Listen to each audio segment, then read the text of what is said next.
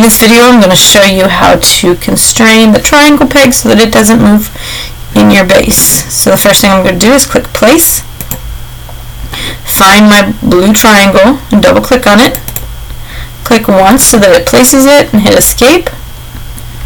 Then I'm going to hit constrain.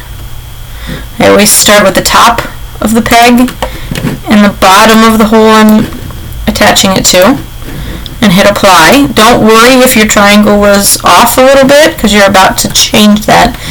When you click one side of your triangle, it doesn't matter what side, they're all the same.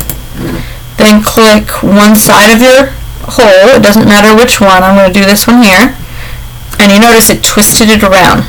So then I hit apply. I have to click one other side. I like to do the bottom, what I can almost consider the bottom of the triangle, but that side. And then you want to do the same, the side that it kind of almost, it runs parallel to, okay? If I tried to click, if I can see it, if I tried to click this side here, it wouldn't line up, it would end up yelling at me. So I need to make sure that I click this side here, because it kind of lines up with it.